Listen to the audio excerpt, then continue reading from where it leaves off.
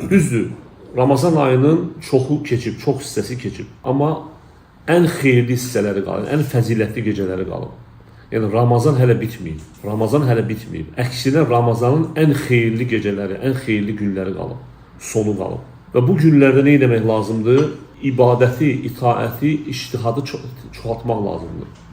Necə ki, Ayşə radiyallahu anhə deyir ki, Peyğəmbərimiz sallallahu aleyhi ve sellem Ramazanın son 10 günü girdikdə bel bağını bərkidərdi.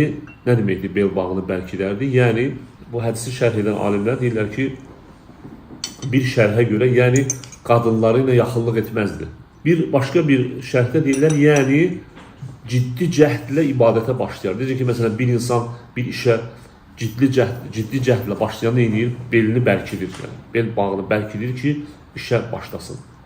Yəni, bu onu göstərir ki, Peyğəmbərimiz sallallahu aleyhi ve sellem son 10 gün daxil olanda əvvəlkilərdən daha çox çalışardı. Ona görə sələflər Ramazan ayı azaldıqca, yəni günləri azaldıqca, sonuna az qaldıqca ibadəti çoxaldırdılar. Və deyir, bel bağını bərkidərdi, gecələri oyaq qalardı və bu da göstərir ki, son 10 gecəni, yəni oyaq qalmaq lazımdır və sonra deyir ki, ailəsini də oyadardı.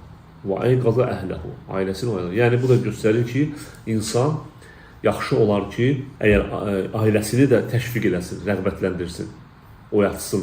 Yəni qədir gecələrində ibadət üçün. Xüsusən də kişi evdə nümunədir. Evdə nümunədir. Ailə kişiyə baxır. Əgər kişi evdə görsə ki, ailə görsə ki, kişi gecə oyaq qalıb və həmçində ailəni də oyadır, rəğbətləndirir, onlara cəmaat namazı qıldırır, bildiyindən dua eləyir. Həmçinin uşaqları da hətta çox balaca olmayan, yəni dərk edən uşaqları yaxşı olar ki, dərk edirsə əgər 6 yaşından yuxarı uşaqları, yaxşı olar ki, onları da heç olmasa gecənin bir hissəsi oyadıb dua etsinlər. Bildirmək lazımdır ki, dua edin.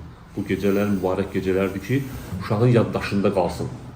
Və gələcəkdə də bilsin ki, bu günlərə dəyər vermək lazımdır.